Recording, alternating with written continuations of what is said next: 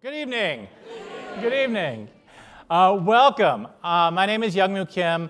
I'm director of the Excite Center at Drexel University. And so on behalf of Drexel, it's my pleasure to welcome you to this new academic year and the return of our Learning Innovation Conversation series. At the dawn of each new school year, many of us have this opportunity to try out new ideas and approaches. And we are thrilled to be joined tonight by distinguished speaker Katrina Stevens. Yes, Katrina said, woohoo! Yes. And she'll share her perspectives on strategies for incorporating novel tools and practices, both in the classroom and on larger scales. Now, I'm sure you're as eager as I am to hear from Katrina, but please allow me to provide some very quick updates about the Excite Center and learning innovation. Like most of you, we've had a very, very busy summer at Excite. In June, we presented Drumhenge, a unique fusion of art and technology to create a new musical performance. For this project, composer Peter English and Drexel graduate student Jeff Gregorio received a 2017 Philly Geek Award for Makers of the Year. So congrats to them. Yes. In July, we launched Young Dragons, which introduced 50 middle school students right in our neighborhood, here in the West Philadelphia Promise Zone, to 2 weeks of integrated STEAM activities. For those of you who are new here, STEAM is STEM integrated with arts and design. We are honored to partner with Eagles safety Malcolm Jenkins and his foundation for this program. In August, we hosted the 11th year of our Summer Music Technology program. This is our flagship STEAM program for high school students from across Greater Philadelphia. In just 1 week, students in the program create new apps, musical robots, and custom guitar effects with little or no prior experience in electronics or programming. And finally, earlier this month, we staged the world premiere of Sophia's Forest, a new opera by award-winning composer Lembit Beecher, which featured robotic sound sculptures designed and built by Drexel students. This project was produced with major support from the Pew Center for Arts and Heritage. You can learn more about all of these projects at the Excite Center website. And each of these examples involves students making technology and creativity, which we believe lie at the very heart of innovation. Learning innovation was created to better connect these and other emerging approaches with those of us engaged with learning, whether as teachers, parents, coaches, or as Mimi Ito would say, learning heroes, to impact how students learn in Philadelphia. How does this happen? We believe it takes a multifaceted approach. For Excite, this means creative approaches to learning, and I mean that in the literal sense, where we actually create things that incorporate tools and knowledge from a variety of disciplines: technology, making, gaming, and other ways of engaging with information and data.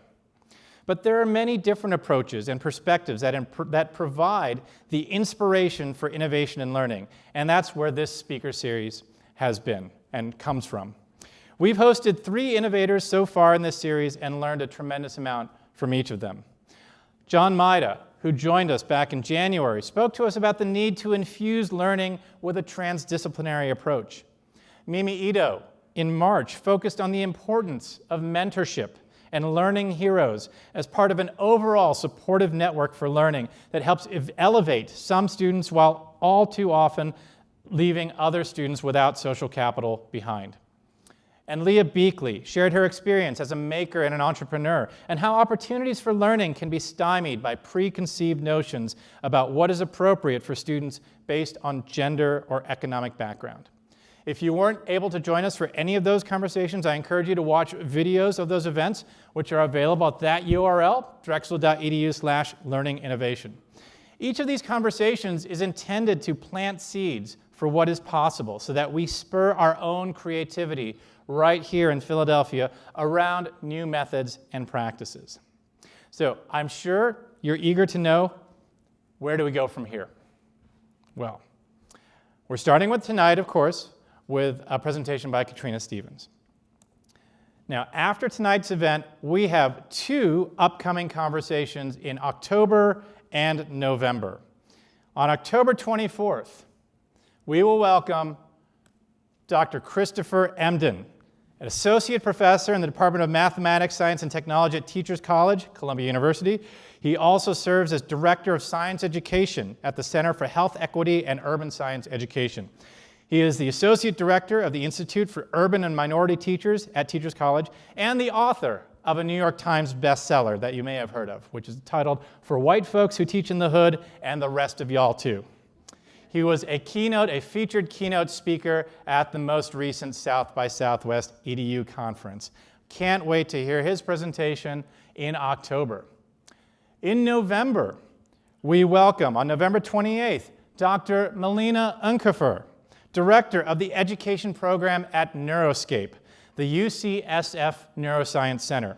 She uses neuroimaging to investigate how students learn in the classroom and will speak to us about how attention affects learning and memory, and we'll discuss how that fits with some of the promising practices we've learned throughout the course of this series. So, again, on October 24th and November 28th, mark your calendars. Registration for the October event is open now, like right now. Like if you go to excite.ticketleap.com, you can actually register. And just to provide a little bit of extra incentive, for the first 5 people who register, I will give you one of these very cool Excite Center Learning Innovation pens. It's also a stylus, also a flashlight. No, but in all seriousness, I do encourage you to register. We do have some of these pens for the first 5 who do. You can register right now. That link is available. So, why are we doing all of this? What is this initiative about? Well, just to remind you, our initiative seeks to build a community to advance the conversations around education beyond buzzwords and local constraints to identify and pursue successful models. We've all seen this sea of terminology, all these terms. Many of us use them, apply them in our practices. Many more don't really know what they mean or become confused about the terminology. So this is a way of cutting through that and trying to get to the essence of many of our shared interests. So what does this community look like? Well, we've been, of course, surveying you, asking you questions throughout this entire series. I'm quite proud that at our previous events, our attendees reflect a huge diversity of different disciplines. Of course, many from education, but also from technology, from research, from advocacy, from healthcare even. That learning innovation is a challenge and an opportunity that is shared by all of us. We've also asked you about your interests, not just where you work, but what are you most interested in? And of course, from the 3 events in the spring and from our email surveys throughout, we know that, again, a diversity of interests, and for us it's very exciting that these transdisciplinary perspectives continually remind us that we need to engage across boundaries, that one discipline likely doesn't hold the entire solution to this problem. So there is interest, of course, in every level of learning, including lifelong learning, which is certainly an outcome we seek to promote. And we also, I'll just point out here that the network graph, the network lines here, are the folks who have signed up voluntarily for our email list. So there are many more who are getting these updates, who are getting this information and responding to our queries than who are able to attend the events as well. So we're constantly looking for ways to further engage those folks too. Now, as we move from summer to fall, our goal for learning innovation is to move from an inspiration phase to an implementation phase. We want the Learning Innovation Network, this community that we are building, to be a place where we can share ways to improve student learning across different kinds of institutions and move past some of the jargon that stops the conversation rather than moving it forward. We all know we face enormous challenges amidst extremely limited resources, but this network hopes to spark interest and unlock the potential for all students, regardless of the tools and technology they have access to. So by being here tonight, you are part of this network, but more specifically, we want to engage, we want you to engage with us by answering one question. What's one idea that you have for moving learning innovation from inspiration to implementation? What's the one thing you think that we can do, create, or build together as a community to move this forward? Now, as usual, we will follow up from this event with an email survey, survey via email and Twitter. So you'll be able to answer this question. I'm giving it to you now so you can put some thought into it. But you can answer this question on the survey. And if you provide your email in the survey, then you will also receive an invitation to an exclusive event. It's a meeting. No, you'll receive an invitation to then come collaborate with us and design with us at an event this fall where we will collect these ideas and to talk about and discuss and form a pathway towards implementation, for tangible steps towards implementation. So once again, look for the survey after this event. Please answer the question. If you don't want to include your email, that's fine. If you do include your email, we'll send you also an invitation to come continue this discussion with us in person. Okay, one more update. Lots of facets to this initiative. Again, and you may have heard this from Technically Philly, we are also working to learn as much as we can about emerging makerspaces in environments that support innovation and learning. This effort is led by my colleagues, Drs. Brian Smith and Kareem Edouard, along with graduate student Caitlin Bright. For the last 6 months, this team has been surveying spaces across the country in an attempt to understand the ingredients of successful learning in makerspaces. They have visited 25 different makerspaces across the country, from the West Coast, Southwest, Midwest, and East Coast, taking a deep dive to not only look at making equipment and projects, but overall mission, sustainability, and connectedness to communities. As you can guess, there's an incredible variety to maker spaces and activities that are being engaged with across the country. So we are going through that. We have collected a lot of information about that, including interviews and studies at these sites. If you are a makerspace or a part of a makerspace here in Philadelphia and have not already engaged with us, we invite you to contact us. We would love to come to visit your space as well and to include you in this survey. If you're interested in that opportunity, please email us just at excite@drexel.edu. And we look forward to hearing from you. So later this fall, we will share the preliminary results of that research with a full report to come in early 2018, in which we'll share recommendations for implementation. So again, if you're interested in this work in general, please sign up for updates at the Learning Innovation website.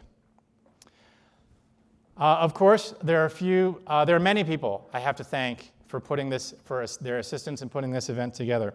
Our thanks to the reporters and editors at the Philadelphia Citizen, Technically, and WHYY's Newsworks Tonight for helping us to continue to reach new audiences through their coverage of learning innovation. And I want to especially thank our supporter for this series and the Learning Innovation Initiative overall, Jessica Berwin. Please join me in thanking Jessica and her colleagues who have made this conversation possible.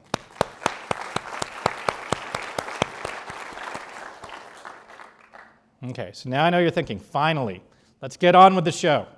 A couple more points of order. Following this presentation, of course, we will kick things off with a question and answer conversation. As usual, I'll kick things off with the speaker, but we will have 2 microphones on either side, on either aisle, and we invite you to come to the microphones to ask your questions.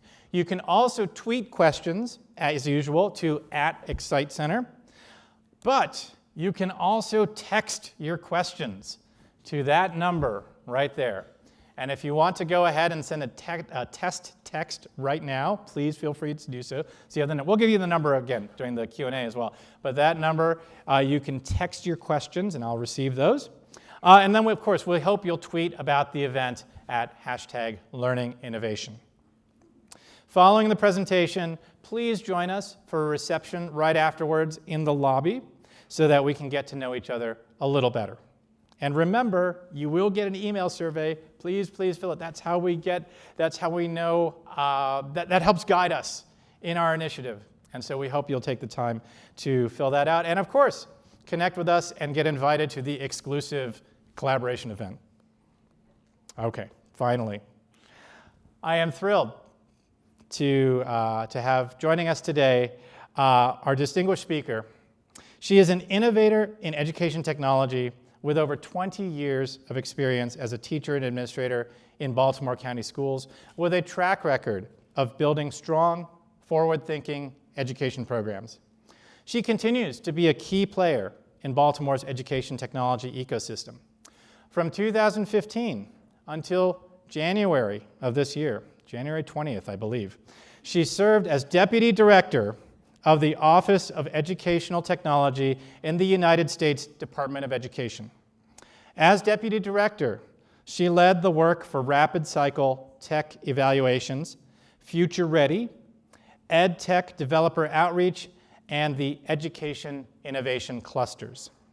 She has served as the Director of the EdSurge Summit and is also a contributing writer to EdSurge, and is the founding Executive Director of EdTech Maryland.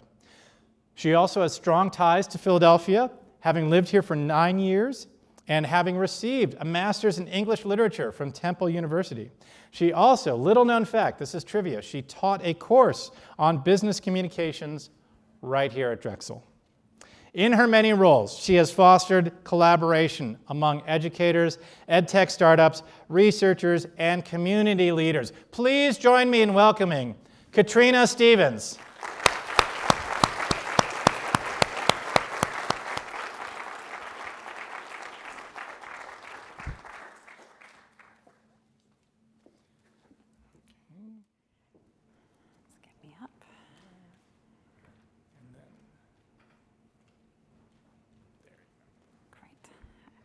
So good evening. Thanks for coming out, especially when it was pouring down rain. I also know many of you are probably educators, and this is a tough time of the year to be out and about. There's a lot of things that I know that you have that are competing interests. So I really appreciate you guys coming out this evening. And you're going to see me kind of moving back and forth between the podium and here. But basically, the system for EdTech in terms of buying and identifying and using EdTech is broken. We're spending billions of dollars and without really knowing what parts of those are actually working. And in fact, over $13 billion, that we're spending in K-12.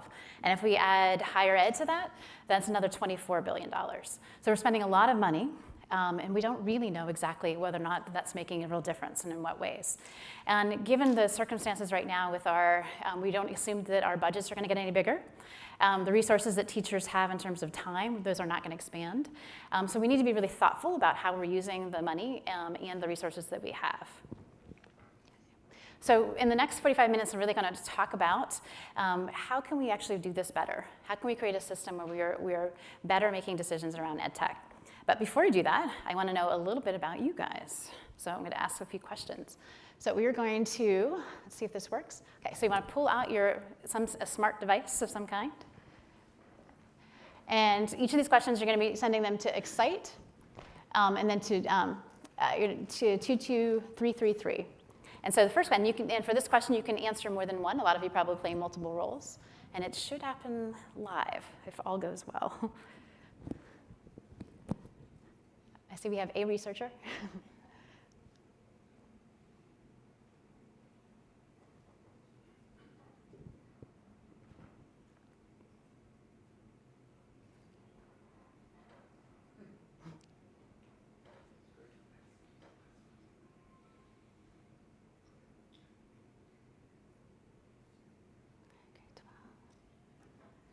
So no classroom teachers? Oh, you can put more than one. Yes, you can actually, yeah, you can actually respond more than once. So if there's other roles that you play. So, okay. Yeah, just like raise your hand. How many classroom teachers do we have here? So we've got a few. Okay. The setting may have gotten. We did a lot of transferring from one thing to another, so that may have happened. Okay, so we've got a nice mix of folks who are here. Okay. Now I'm going to go to the next question. So have you piloted EdTech for your classroom? That could be for your own, you wanted to pilot something yourself, or whether or not you did it for your school, or whether or not you did it for your district. So this one should be easy, yes or no. If in higher ed, did you help somebody? Were you part of researching or do anything connected to a pilot? Oh, it didn't come up with the, let's see.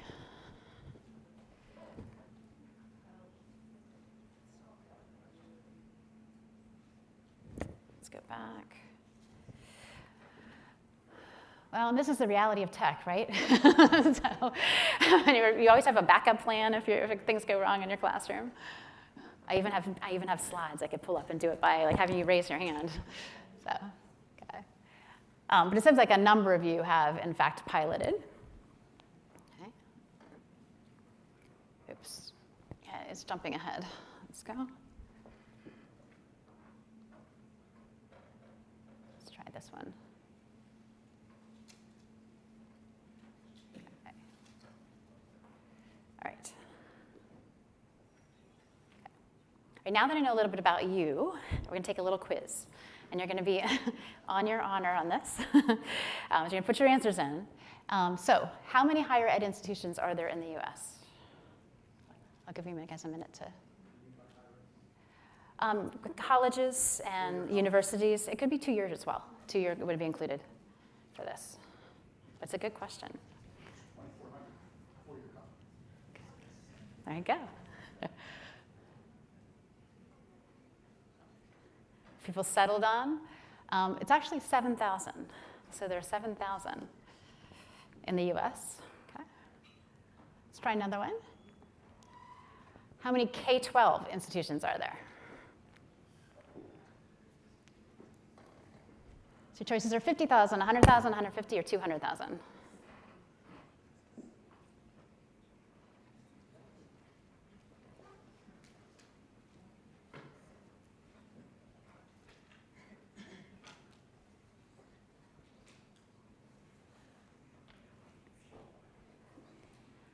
That seems to be settling a little bit.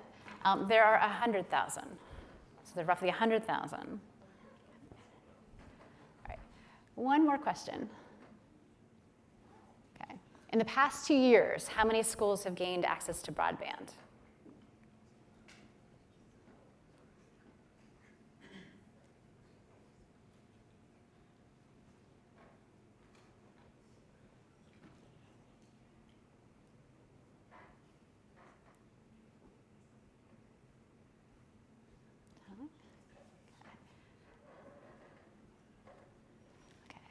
All right, I think it's settling now. So the correct answer is actually 50,000. So about 2 years, a little over 2 years ago, we were about 30,000 when we started the Connect Ed initiative out of the White House.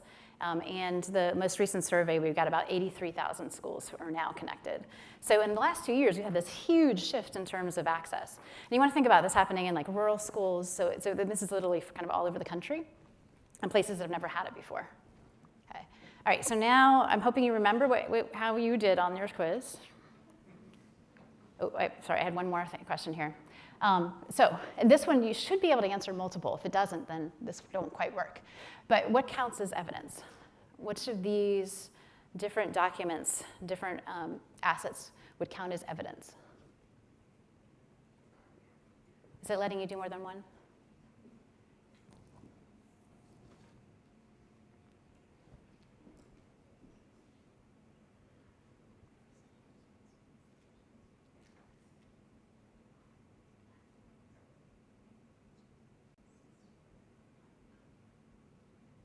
How many researchers do we have in the room?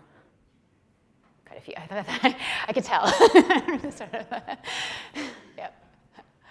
All right. So this one, it depends. And so I'm going to talk a lot about this later in the conversation. But clearly, like, when we think about research, for sure, we talk about like peer-reviewed journal. That's kind of the gold standard for research. But we're going to talk about like other kinds of things can count as evidence as well, depending what decision you're making. Okay. Now, so now you remember what you scored. So this is how you're going to score yourself. You want to divide the total number of questions by the number of the questions you got wrong. And then I want you to take that, and I want you to multiply that by the number from question number 6. Everybody got that? Okay. All right. So it doesn't really matter how you score. It's just a really kind of a sense to just find out who you guys are. But the procurement process for the United States is incredibly complicated. It is slow moving. It is archaic. It is sluggish. This is really kind of something that has not changed in really almost 30 plus years. When I try to explain procurement process and how like ed tech companies can get into schools, this is what it feels like and sounds like. It isn't really that far off in terms of the process that you have to go through in terms of how you find ed tech, how you then go through getting approval from your school. It's different from district to district. It's different from school to school. So the whole process in terms of how we figure this stuff out and how we make decisions is very much broken and convoluted and unclear. And we're not using evidence to do it at all. Not at all, but we're rarely using evidence. This is a survey that Digital Promise did not long ago with Johns Hopkins. And you can see that we really rely more on our peer recommendations than we rely on evidence. I did the same thing. When I was principal and when I worked in central office in Baltimore County Public Schools, I called my colleagues. I wanted to know what teacher down the road or what school down the road, what they were using, and then that was the first place I looked to be able to figure that out. So this is kind of how we do things. And so one of the things I'd like to advocate is that we actually start using more evidence as we make these decisions. The other thing is that some people are okay with how this process works, but a lot of people really aren't. Interesting, like the providers, people who are creating ed tech are really feeling like they're disconnected from it. Superintendents are the happiest because they really get to say, hey, I want that ordered. I want that now. One of the things that I find, I think, a little troubling is that when you look at this, like who actually is involved in the process, the further away you are from the actual using that tool, the more say you have. And so if you look at teachers and you look at students, who are the main users of this, they have the least say in some of this. So one of the things I really want to look at is like how can we change that? I want to see more transparency in the ecosystem so that we have more information to be able to make decisions, and then also just really more educator voice. I think that there's a place actually for student voice too, depending on what the tools are. So one question I would ask is like, what it would look like if, in fact, teachers could find the information that they wanted when they wanted it. I am an ELL teacher, and I have ELL students in my classroom. I am looking for an app or some kind of platform that would allow me to be able to help a couple of students that just moved into my classroom. Right now, where do you go look? You probably Google first, and then you probably go talk to some colleagues. You might look around a little bit. Then you might have a couple of resources of things that you can find. There are some people working on this. There's organizations that are trying to create and pull some of this information to be able to find it. The EdSearch has an EdTech index, so they're cataloging all of the EdTech that's out there, and they have some reviews on there. Common Sense has ratings and reviews. They have a mix of experts who go in and do an analysis, and then they have educators who talk about how they implement those things. Learn Platform is similarly trying to capture all of the apps that are out there. Interestingly, and we'll talk about why, 3 of these that still actually have their assets available basically are not producing anything new because the ecosystem doesn't really have any way to pay for any of this. So it's something everybody wants, but nobody's figured out any kind of real business model to make it work. And it's not really the information that you want. It's not in a place that people can find. It's not enough of substance for people to do that. Oops, I went a little fast. Okay. So what if we had a consumer reports for ed tech? Like what if we're able to do the same kind of process when you're purchasing or making a decision about what you want to do? So I want to imagine that we are buying a car. I'm going to use that as a comparison. I've got to go over here for this. Okay. Now, if your friends have a car that's really reliable, maybe your parents have a car, your family always used a particular brand, you're probably going to look there first. Similarly, if ed tech, if there's things that people are using. Let's see if this works.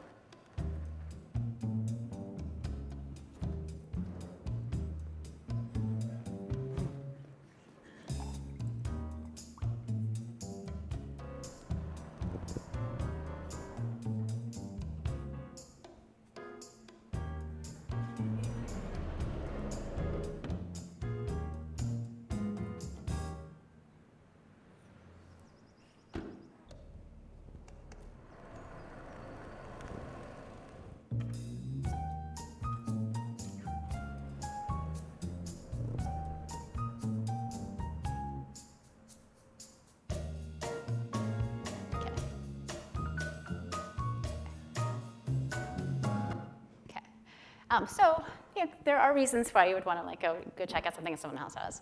But if you are a good consumer, which I'm sure all of you are, you're probably also going to go and talk to and go look at things like Consumer Reports or other kinds of publications or other places like that to get that kind of information. You also can make a decision about whether or not you want like the latest model of something.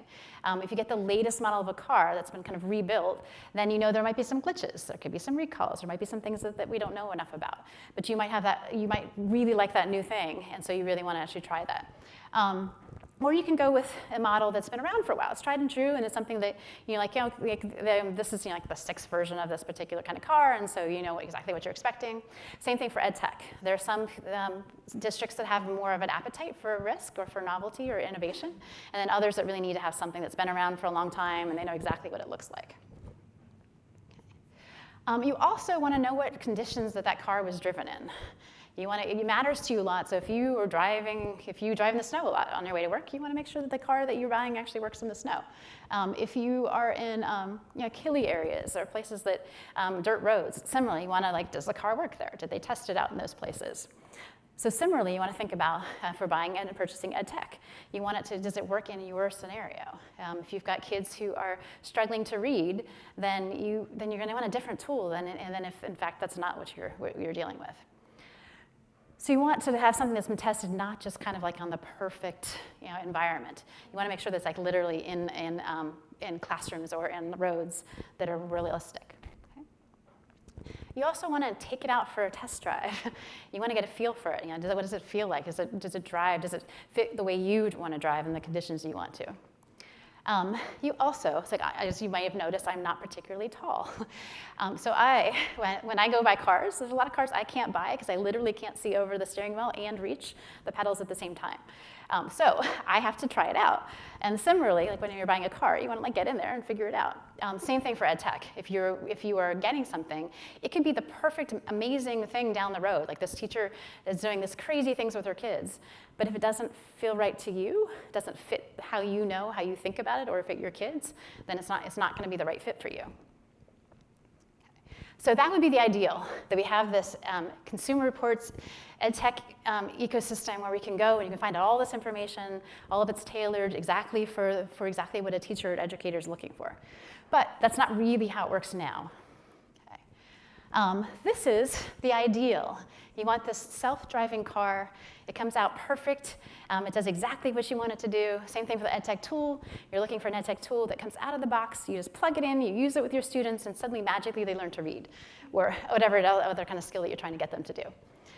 In reality, there are no ed tech tools. I've never seen an ed tech tool that some educator hasn't hacked at least a little bit to make it work in their classroom or in their district. And we're not quite there in terms of the kinds of tools I think that we're going to end up having. So similarly, there's a hacked version that it does what you want it to do, but you've had to do a lot to get it there. You can't just simply go buy this. When teachers are going and they're looking for the information about a particular tool or to solve a problem that they're trying to do, it exists. There's bits and pieces of it all over the place, but it's not in a package that they can do it. And I was a teacher, I was an administrator. The thing that I wanted more than anything was time. And so if you're taking away time that I've got to go look for all this stuff to figure this out, that's less time I have to actually figure out what to do within a classroom.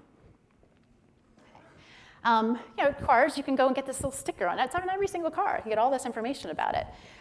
But in education, it's like, well, we don't really have an idea. Or we'll tell you in 4 years when our research study is done. Then we'll know. By that time, you've had entire high school classes all go through for you. It's complicated. We don't really know.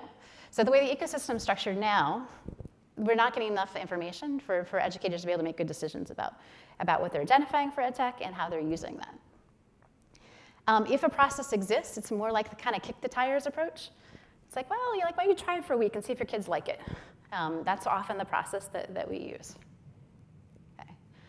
So if we know we want this, and this would be really useful, and I've never talked to an educator that hasn't been like, yes, I would love to have that. Give me the Consumer Reports for ed tech. So why don't we have it already? And there's just a lot of different barriers that are in place. The supply and demand has been the biggest issue up till now. We haven't been able to have really enough supply on one end to create the demand on the other. There have been a number of people who've tried on both sides, but some of these companies or some of these organizations or efforts have not been successful because you can create a lot of supply, but if nobody's looking for it, then it doesn't matter, same thing. It's also complicated because no one is really quite sure how to pay for it yet. We're now starting to see where these things are actually starting to come together, where we are starting to be able to see both sides of this. Okay. Everyone wants this, but nobody wants to pay for it. And we don't want to have the price of the products increase either. So that's it's been one of the biggest issues for this. It is the momentum of decades of procurement systems trying to move against. There's a lot of things, again, if you guys are in school districts or if you're in higher ed, there are a lot of things that you've just always done that way. It's like, well, why do we do that? Well, that's just the process, that's the procedure, and trying to go through some of those things.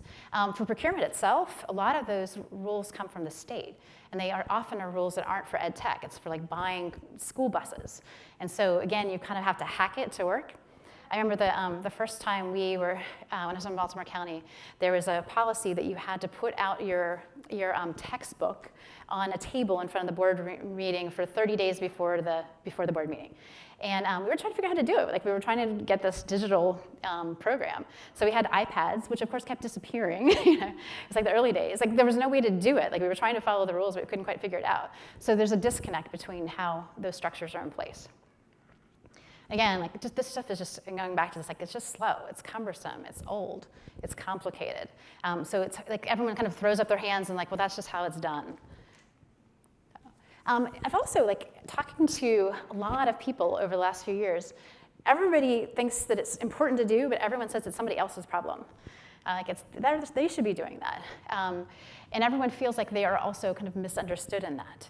So educators really, really wish that companies were producing this. Actually, companies and other organizations that create really good tools get really frustrated with educators because they feel like they are buying things because of cool marketing. If you go into the vendor hall, like there's all kinds of like stuff to get teachers to come and stop at your table. It's about that kind of flash and not about the substance. And so if you're kind of a small young company that is innovative and you have actually something that might have some real value, it's hard to get through all that noise. There's also some unspoken secrets around the fact that like superintendents will go out to really nice dinners sometimes, or others, and that can foster these relationships. And then people who have the money to do those things, they're the ones who actually end up getting the contracts. Researchers feel underappreciated and like their stuff is underutilized. They spend lots and lots of time figuring something out, and then no educator actually ends up using it. So they get really frustrated by that. Investors don't encourage their companies to spend money on doing research studies or efficacy because it doesn't actually help the bottom line. No one's asking for it yet. And the truth is, too, we didn't really have the ability to do some of this before. It's only until recently where we actually are able to get some of this data that we can actually start to track that and say, like, oh, okay, that actually, we even know how much people are using nowadays. Okay. Major companies benefit from the status quo. So it works for them. If you are, some of the large publishing companies, all the status around like throwing nice parties at conferences, it's been effective. Similar large research institutions, I worked in DC, and there's a number of them, like they depend on those government contracts, and they're very, very large contracts that are like multi-year. So to think about doing something a little differently in kind of more rapid cycle evaluations can be a threat to how those are done. Now, in terms of research, so there is absolutely a role for kind of traditional research, but the way that works doesn't really function particularly well with how schools really would need that information. So I want to dig in a little bit and talk about kind of why traditional research does not actually work well. So first, this is how kind of things are done. I'm assuming a lot of you know some of this, but basically you set up a study, you have one group that's your control group, you have your experiment group who are getting the treatment. After you get everyone set up, you try to take all of the other factors out as much as you can.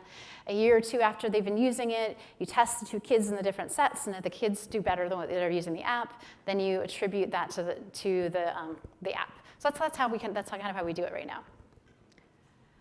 But in essence, that really just takes too long. An educator needs to know, like, I'm teaching a couple weeks from now, or I'm trying to put together my budget's due, and I've got to be able to make some decisions. So they need that information much more quickly. It also, in terms of the way how fast ed tech is developed, like we have ed tech products popping up so fast that even if we could find a process to be able to do that, just volume alone, we would not be able to do this. And it's just too expensive. A really inexpensive research study is like $250K. Well, it takes $50K to build some of these apps. So if you're building something, you're not going to spend that much extra money just to do the evaluation on it. It doesn't make a lot of sense. And if you're a district and something's free or really low cost, similarly, you've got a ton of those. It's not worth your money to do that. If you're spending a lot of money, or you're looking at reading scores or something that's really critical, then you might actually do a study if you're a large district. But collectively across the country, again, going back to that number, we've spent over $13 billion. It's just scattered all over. So part of it is like, how can we collect all of that and make some sense of it? It's also not iterative. And so often traditional research is not more like a snapshot. You want to try to keep everything as steady as you can so that you can actually see what's making the difference. And I'm sure all of you periodically see every couple of weeks, you need to update to your app, to your phone, to your this. And the process of ed tech is continually changing.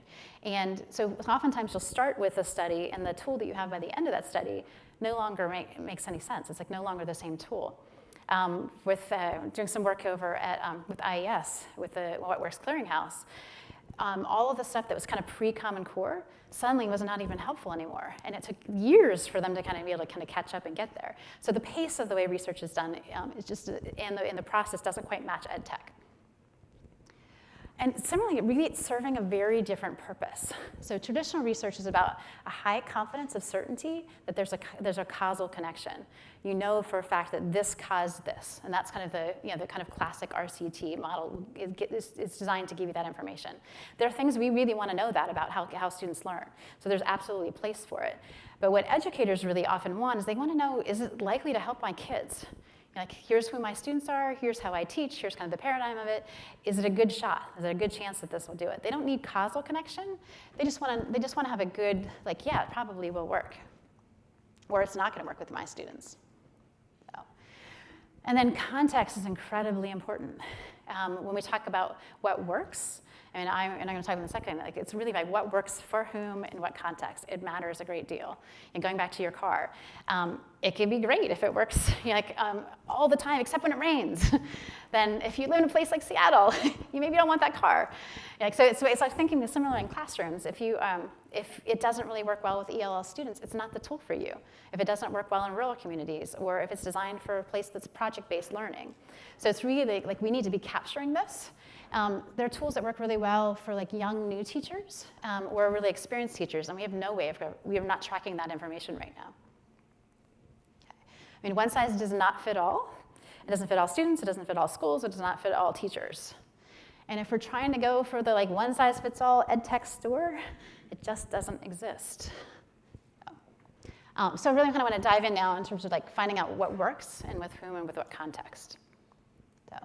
So what if we designed a system where we were able to actually capture that information around context, so that every time a tool was used, we'd actually know all the things around how it was used, how it was implemented, what the experience of the teacher was, what the students were like, how much professional development did that teacher get? There are people who are working on parts of this. So the Gates Foundation funded what's called the Learning Assembly, 7 different communities across the US. They're trying to look at kind of test beds, doing professional development with teachers, mostly around personalized learning, trying to capture and find out all that kind of context piece around it. The first kind of big project with doing rapid cycle evaluations was the iZone. Leap Innovations has been the national convener for doing this kind of work around the rapid cycle evaluations. LearnLaunch has just now launched they've been doing a lot of stuff in Boston, but now launched a statewide initiative, again, to kind of work with schools that are looking at personalized learning and trying to figure out what's working, what's not working. Okay. Rhode Island is doing some amazing things in terms of really kind of pulling their community together, working with higher ed and working with school districts to be able to figure out some of this. And then the people are building tools to kind of help this process too. So EduStar is a platform that runs kind of RCTs in the background, and it helps people find out what tools are working and which ones are not. Digital Promise has a whole set of tools that are resources around how do you do pilots. Harvard University has something called the Proving Ground, and they're looking at district administrative data to kind of figure out what's working in what context. A project that I was fortunate enough to work on when I was at Ed was called the EdTech Rapid Cycle Evaluation Coach. This is a completely free tool. You can use it now. It's not only just free, it's also openly licensed, which means you can actually ask for the code. So if you wanted to use it, do with it. I feel strongly that once people have paid tax dollars for something, they shouldn't have to keep paying it. So we built that into the contract that would be designed that way. But it is designed to be able to walk through, to help an educator be able to do some of these in our own classroom or to do them on a school-wide or a district-wide. So it helps, it's almost like almost Mad Libs in some parts of it. It literally walks you through, like, how do you create that first research question? And then at the end of it, it tells you like what to make sense of that. It actually runs the data for you as well. And then it leads you to think about, okay, so now that you know that, it probably raises more questions. There are probably things that you now need to find out. So it's this idea of kind of continually doing this kind of evaluation and continually figuring out what's working and what needs to get tweaked. We'll be sending out that URL with the note, but it's edtechrce.org if anyone is interested. So I was talking before about like why it hasn't happened. I think that now is actually a time where it's much more likely to happen. There's a lot of things that are coming together right now that make me think in the next couple of years that we might be able to really start figuring this out and actually making this work. We're starting to see the smart demand and smart supply really starting to come together. We're starting to see funders putting money behind those projects to be able to get them enough legs to be able to move forward. Access. The fact that we now have all those schools are coming online, that's more schools that are starting to make some decisions about it. Plus, we've had schools now that have been online for enough time that we can go back and look at data. And we can kind of look and see, oh, okay, they tried this, and they've been using this for 3, 4, or 5 years. What does that look like? So we finally have access to that information. Machine learning, even in the last year, we've made some incredible progress on machine learning, and even just sophisticated web scraping that make this a lot easier moving forward. ESSA, built into ESSA, it actually has more requirements for evidence-based practices and evidence-based buying decisions. So we even have now, depending on how that gets implemented, but the law actually includes this. This was something that was important to Congress. We're starting to see research practice partnerships pop up everywhere. There's quite a number of them here in Philadelphia. Drexel has been doing a number of these as well, where you have researchers working hand in hand with practitioners, with educators, and really working on figuring out what's working and how to implement something together. We're also starting to see, like Jefferson Education has been taking a lead role as a convener. They're starting to pull together all the different stakeholder groups. And in fact, back in April, we had an event where 6 months prior to this, we had 150 people who were working in 10 different groups with each a specific question where they were addressing ed tech and evidence. One group was looking at K-12 decision making. One looked at higher ed. One looked at what does philanthropy look like. One was looking at companies. So kind of digging in and really looking to find out what the next things to get funded were. And then in April, we brought together 275 stakeholders, spent 2 days kind of digging through this and figuring out the next steps. And for me, I had this complete geek moment because I was looking out at the audience and I realized, like, these are all my people. Like, no one else has cared about evidence and ed tech before. And so it was fun to actually just kind of see everybody together, thinking and working on this stuff. This is also a project I'm really excited about. I'm on the advisory for this. This Curry School of Education at UVA is putting together the National Education Research Database, which is being called NERD. So I'm in the advisory mostly just because I want the swag. I want the nerd hat. I want the nerd T-shirt and all this stuff. But once this is in place, and they've actually already pulled together 3,000 profiles, the idea for this is that you would be able to match researchers more easily.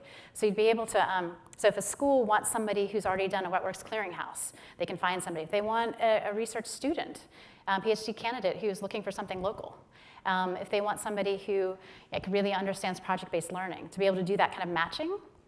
And I know I spent some time talking about why traditional research doesn't work particularly well in ed tech. That is not to say that we don't need researchers. I actually would like to see the ecosystem where we have more touches with researchers. So instead of a researcher coming in and saying, I need your students for the next 3 years, I want to test out this kind of practice, that it would be rather, and even in the RC coach that we created, there are moments where it says, if you don't have somebody on staff who does this, then here's the moment that you should go and talk to a researcher and get them to look at your question or to look at your results. The vision would be that schools would actually be able to see researchers as a resource for them, to be able to help them kind of think through and set up some of these questions in a less expensive way, but more touches, and so that evidence and research is more part of the process. All of these organizations, and we are finally now starting to be able to come together. You're starting to see like we're actually starting to move in the same direction. And I felt like that was happening at the April convening, and that group is continuing, so that's going to be meeting annually. Okay. And this is kind of a personal thing about why I think that this is more possible. I was one of those teachers who hated tech. Like when I first started teaching, I was an English teacher. It was all about the books. I had a chalkboard, an actual chalkboard, so I always had chalk hands all over me. And that's what I loved. It was all about the relationship with students. That's what I cared deeply about. I was the last person to get a flip phone. Somebody asked me about that in an interview. I finally did it because I was teaching in a rural place, and I had students who were going to transport. And I was like, okay, I need to do this for safety reasons. I'm finally going to go ahead and get this phone. And then now, like that journey has kind of taken me to the office of a tech. So I think that any teacher, for me, that was about discovering that I worked in Bermuda for 3 years, and was helping kind of set up a system over there. And I couldn't bring in the expertise for my students without using digital technology. So for me, that was that transition about suddenly tech could do something for my students that I couldn't do before. So I think any teacher can actually kind of embrace technology. One other thing about it is like all classrooms are research labs. Like we're already doing this work. We've got teachers right now who are trying something, in fact, like literally across the country. We have ed tech, people are trying pilots, and in lots of other parts of the country, like hundreds of these teachers across the country. Just think if we could actually capture what they were all learning and be able to put that in one place so that other teachers could actually learn from that. We are losing, so not only are we losing what those teachers are learning, but we're literally losing teachers every year. 8% of our teachers, and we never get any of that back. We don't get to know anything about what they learned. Students don't benefit from that. The system doesn't benefit from it. We're not capturing what teachers are learning. Okay. I'm actually going to skip this video just for time, but it's kind of a crazy classroom. So, one of the things that when I'm talking about lab classrooms, I'm not saying that like suddenly we should have labs that are perfectly set up in every classroom. It's more that when we're testing out tools, we should not be testing them in lab situations. We should be testing them out in real classrooms. What do real classrooms look like? And sometimes my classroom would look like that. I'm also going to be careful about language.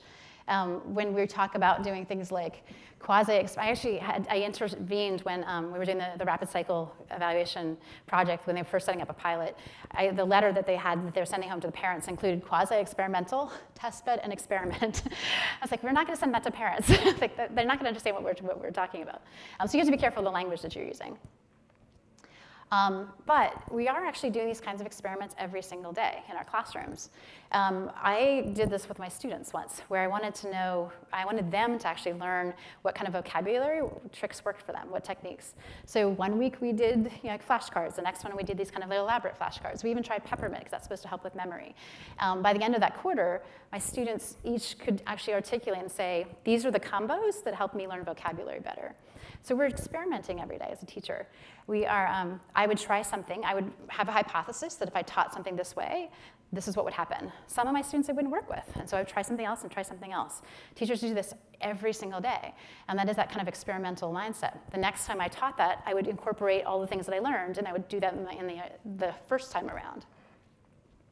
So we just need to encourage an experimental mindset.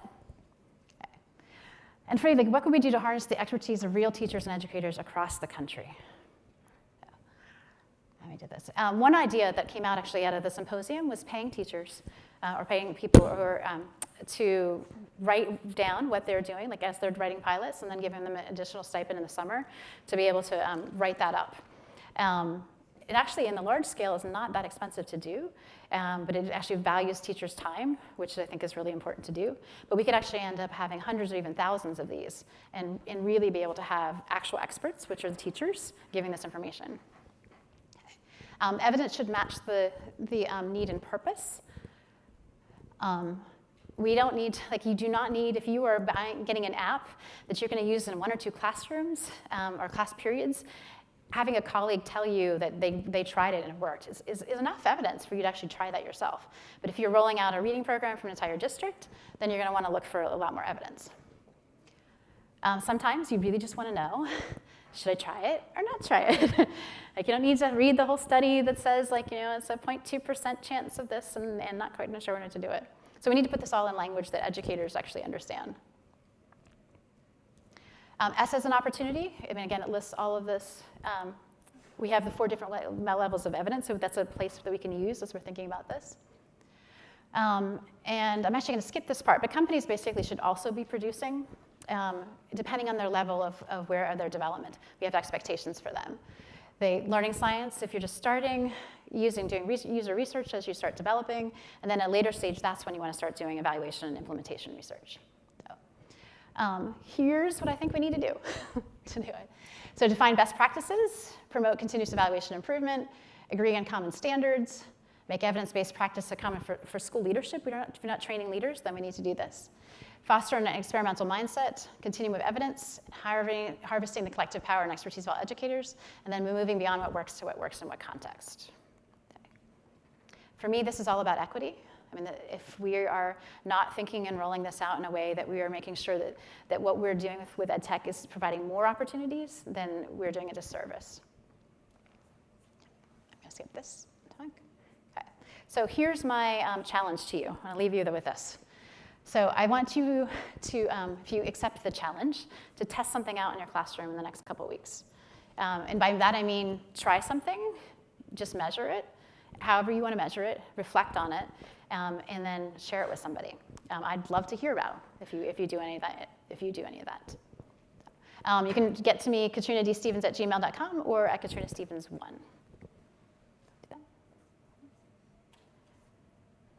And then locally, there's some other, quite a number of events and opportunities for people in the Philadelphia area to kind of join in these communities. And similarly to what we were talking about at the very beginning, about how do we start creating this ecosystem.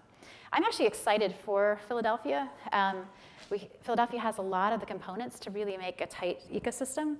You've got some really strong higher ed. You've got a number of range of different kinds of schools here. You have a vibrant tech community and a vibrant startup community. So there's a lot of really great potential here, figuring out like how do you harness that all collectively. And I think Drexel's doing some really interesting stuff, as are some of the other organizations locally. And so thank you.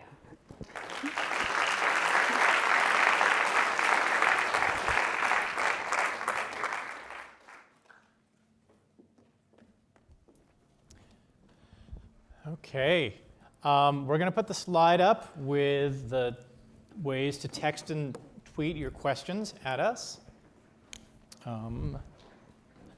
There we go. Great. Well, thank you, Katrina. Just really great thoughts. So many things going through my head right now. So you talked a lot about sort of the disconnect between traditional research and how, well, EdTech is evaluated, or even classroom activities are evaluated in some ways. Can you give us an example of where that's, maybe not in a traditional research sense, but maybe a researcher-classroom collaboration where it's actually working? Oh yeah, I mean, there's a number of them. In fact, the Kauffman Foundation just gave small research grants to a number of the education innovation clusters to be able to add a researcher to the work that they were doing. So the researcher literally was embedded in helping them think through, okay, as you're growing this ecosystem, how do we measure it? What does that look like? I've seen there's a number of people who are doing this in classrooms, where you've got researchers are literally embedded and doing kind of side by side. Candace Teal is doing some really great stuff out in California. I'm trying to think about some other examples, but there's actually the research practitioner partnerships is the place that I see it happening the most often. And in those partnerships, researchers are obviously involved, and they're still probably doing their sort of academic publishing based upon that work, but again, it's a much tighter loop than the traditional controlled study. Is that the distinction? It is, and I think they still are often writing those things up, but as they build, some of it's also that designing the studies to begin with, they design with an educator. So that you're, instead of going like, I really want to know whether or not kids learn this way, that going and talking to educators and finding out what the educators want to know, like what actually makes sense, what would be helpful for them. So more that you have that educator voice in the early development of a study, then the more likely the results of that study are going to be useful to educators. Melina, who's coming, I think later this year, is one of those amazing researchers who does all this. She has a complete lab that she's working on, but she also does PD. So she'll periodically go into districts and take that, what she's learning, and actually help educators be able to apply that in real ways. Just for a little bit of context, I know we've spoken about this. I mean, you were on a track or trajectory to be that kind of researcher. Yes, I was. So maybe can you tell a little bit? Share the story? Sure. So I was at Temple, and I was doing a PhD program on late Renaissance and late medieval and early Renaissance women's writing.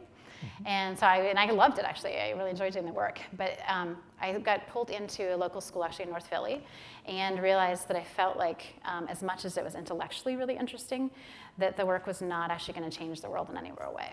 And so for me, that's when I left with my master's and then went back to and started teaching and kind of like jumped into that world.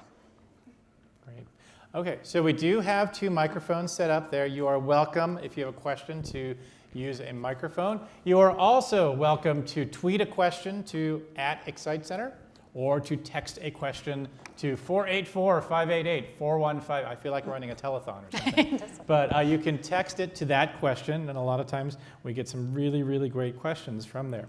So actually, I'll take a question from I just received by text. So you mentioned teacher voice, student voice.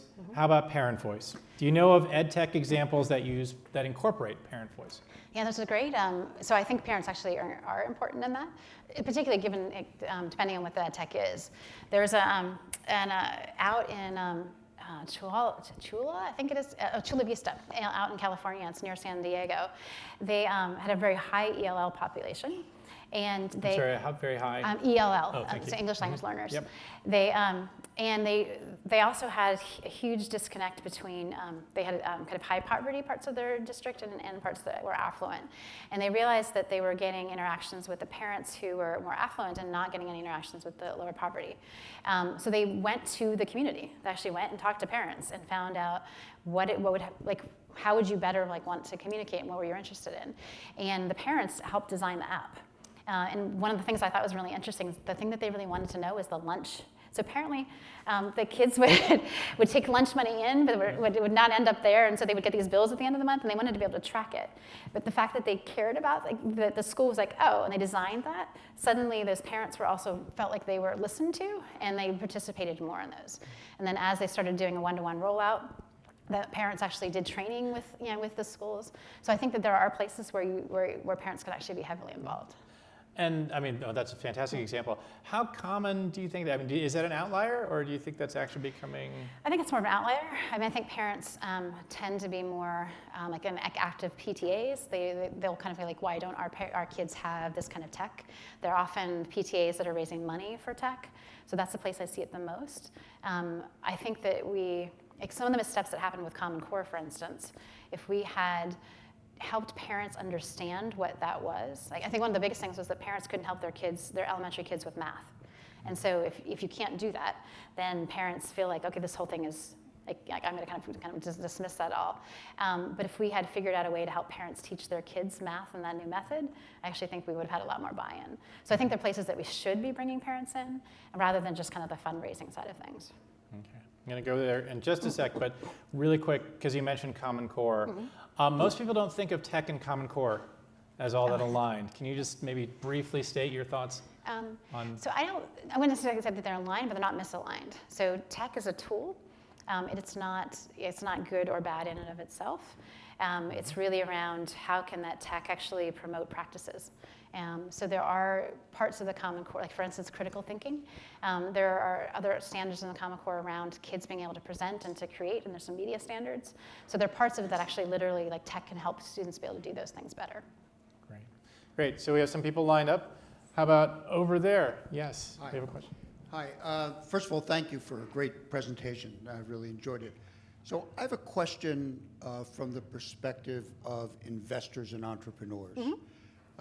So right now there's billions of dollars that are being plowed into ed tech, Yes. right? There are funds in the US.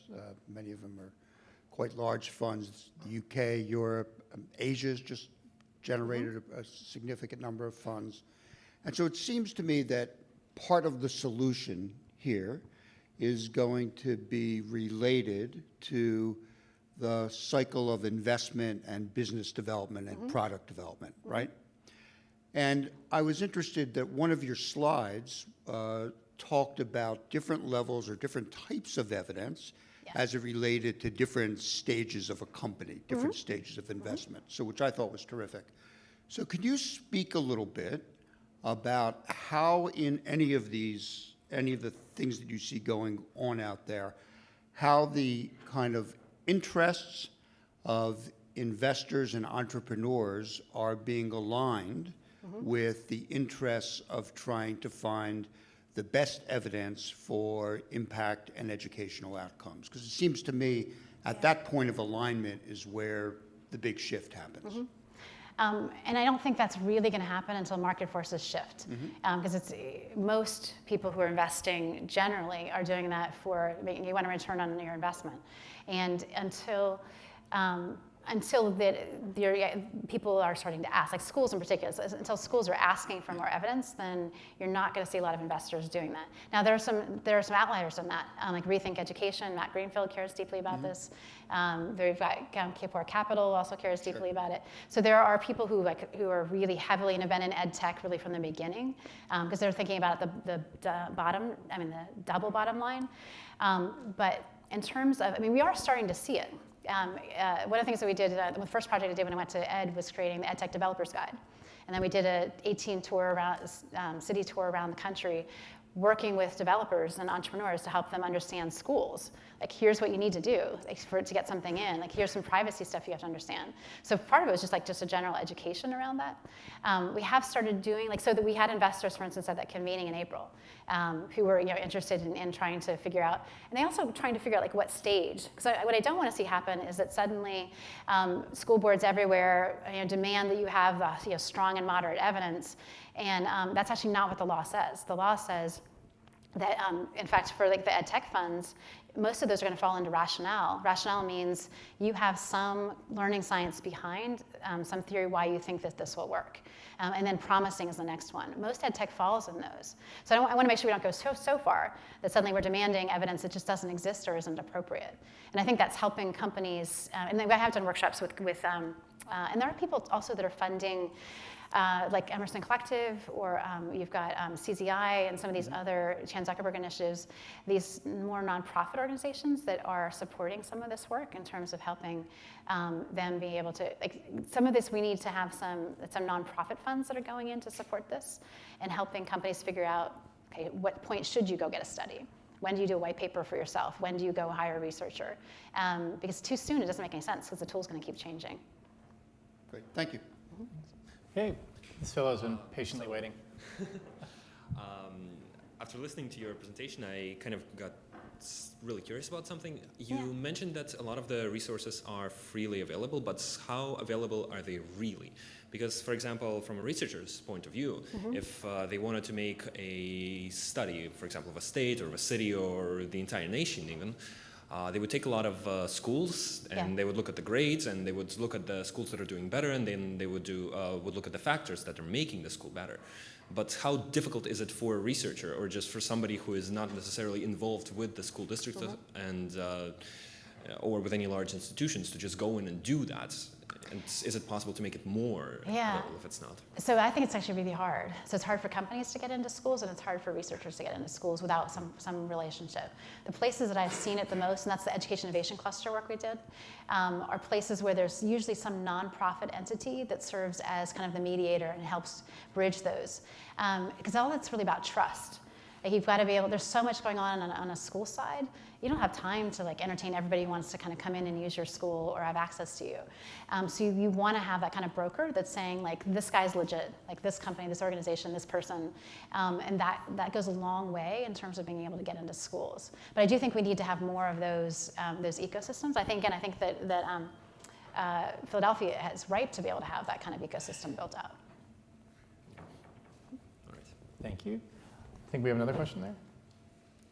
Hi, I've seen from participating in EduCon and some other, I think when I went to ISTE one time, they were also talking about this and some K through 12 organizations about how a lot of teachers run into the issue with ed tech where they're dealing with minors and getting new especially not so much equipment, but using online software and all that, getting that through.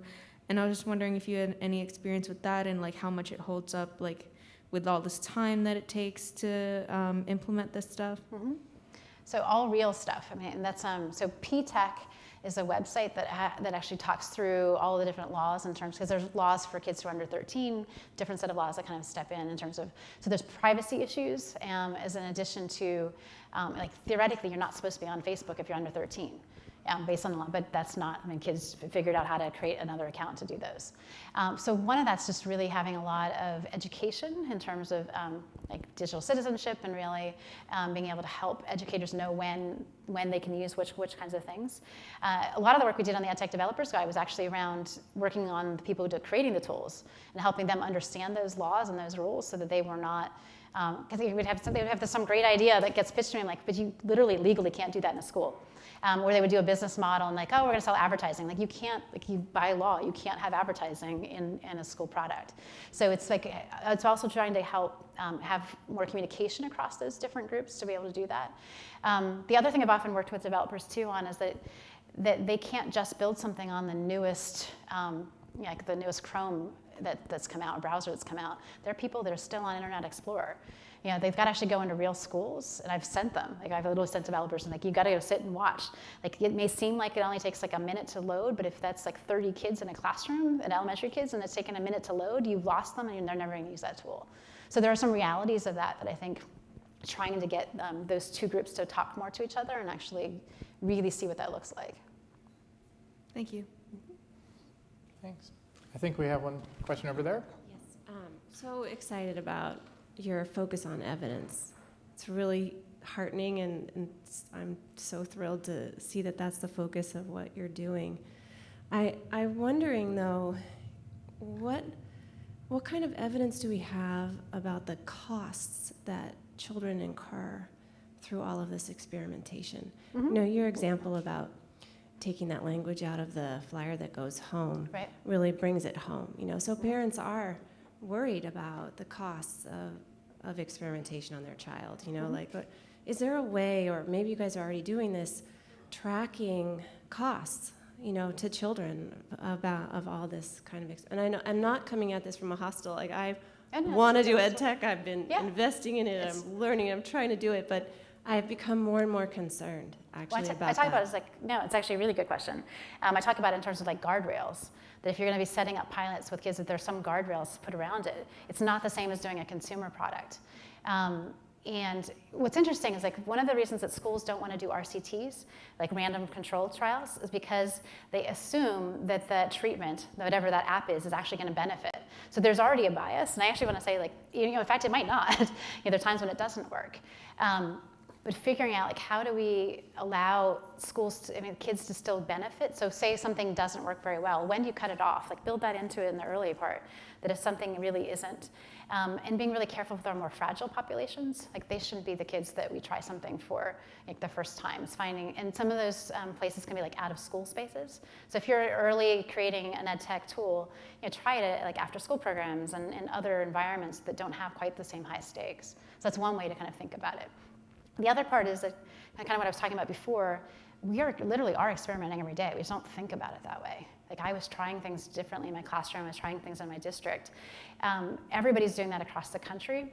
For me, the more interesting part is like, how are we capturing what we learned from that? Because we just keep repeating it over and over and over again.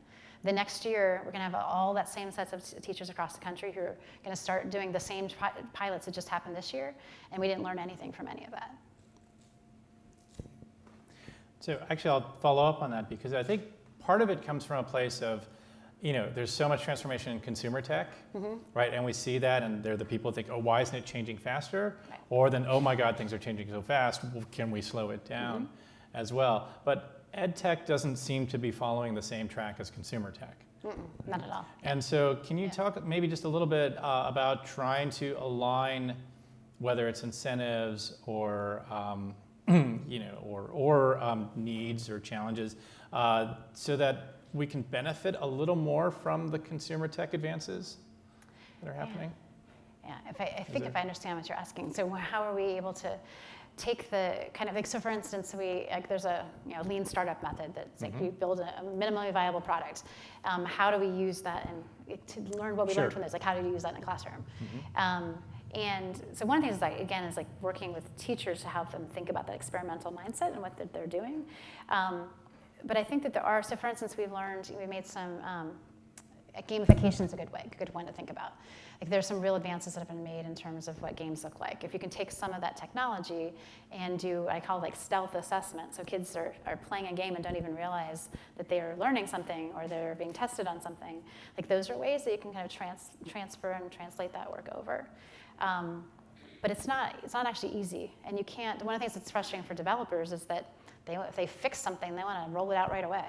And if you just spend time working with the district to set that all up and do professional development, like there's only certain times when you can roll out something new. And so it is much slower process, and it's going to be hard to actually get around and to do that. Okay, great. I think we have another one at the microphone. Hi, I'm trying to find out, I work for a private school, and I was wondering how to make that connection with people who are doing the research and maybe companies who have these various ed tech tools, and maybe our school could be some kind of like a platform or a training center or like a trial center. So I'd just like to know how to get in touch with maybe that wide body of people who are doing that work.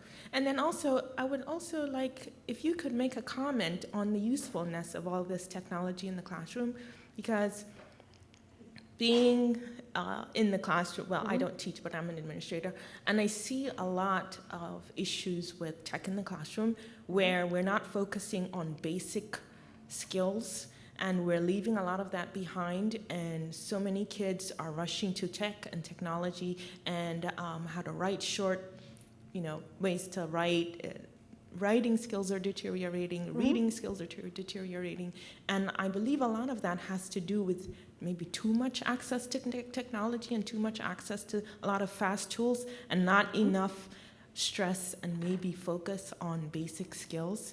And since you've been a teacher for so many years, I was just wondering if you could comment on, okay, we know that tech is useful, but how can we make sure that we're not losing a lot of those basic skills that so many kids need and so many kids don't have right now, and they're struggling to learn? So for me, it goes back to tech is really a tool. And sometimes it's the appropriate tool, and sometimes it's not. Like a book is actually an incredibly useful tool. Like it was a great creation. It has, like you can turn and move things and access things at the same time. So there are times when that makes more sense. For me, tech is about when it can be transformative. So if I'm making a decision whether to use tech or not, if more kids might participate if I use tech to do something, that would be a decision. If that tech allows students to create something, to be able to express something in a different way, like they're able to put together a presentation that they wouldn't have been able to do otherwise, or bring expertise in, or kids who are rural and don't have access to AP or to STEM or robotics, that's when I think tech is about creating more opportunities. If it is simply taking worksheets and putting them online, that's a waste of time. Now, the one caveat is that having some of that data that we didn't have access to before, if we can get that information to a teacher so they can see where their kids are and they can make better decisions about how to help them the next day, that is one place I think that we're getting better at being able to capture that, and I think that will help teachers be able to personalize learning a little bit more. But no, classroom conversations are really, really important. We need to not lose interpersonal skills. I remember when we rolled out a one-to-one program in Baltimore County, a lot of the high school teachers were really worried, like, if they go by my classroom when they're doing an evaluation and I don't have a tech out, am I going to get in trouble? I'm like, no. Like, if you're doing an activity that doesn't make sense to use the laptop, then you don't use the laptop. You use whatever's best going to help the students learn in that setting. So yeah, how would you connect with all the research and all the tools, and how could you be like a platform or a trial center or a research center for anyone? So one, I think Excite would be a place to, Okay. they would know some local things. Okay. And I got the sense there might even be some companies here that probably will come talk to you after this. Okay. I mean, people are always looking actually for schools that are like yours to be able to want to do that. There are a couple of chats, like on Twitter chats, where companies and educators will often connect there too. And we can talk afterwards too and think about some more specific ways that you could do it. Thank you. Okay, so we're almost out of time, but we're going to conclude the way we always conclude these conversations, which is with the lightning round. Okay. So I have several questions that have been texted in, and we're just going to take these as fast as possible. Okay. And feel free to make your answers as short as possible. Okay, I wish we had a timer, but basically the lightning round begins now. How do we deal with the fact that there may be ed tech at school but not at home? That they lose access when they leave the building? There are a number of companies and organizations that are working on creating both inexpensive internet to get at home, but Philadelphia does have Internet Essentials. There are a number of devices that you don't need internet to actually work to have it work at home. But that homework gap is actually significant, and we need to be paying attention to it. Can access to technology make a difference in closing the gap between well-funded school districts and underfunded school districts? Absolutely, particularly in things like AP and other kinds of more advanced enrichment. Okay. Ooh. How has the current administration impacted ed tech? Oh boy. Well, so I will say that when I was there, a couple of initiatives I ran, like Future Ready, was around, we had 3,200 school districts and 26 states that all signed up. It was 50-50. So we had 13 red states, 13 blue states, and half of the districts were. So ed tech can be seen as being, but what's happening right now is that it's just not being funded. Is there a platform for teachers to submit or suggest ideas or what's needed for ed tech or app development? There are smaller platforms, but there isn't something that exists. And that's kind of why we were talking about doing a consumer reports for ed tech, but there are some community ones that do that. Mm-hmm. Is edutainment education or entertainment or neither? I'm wary of some edutainment.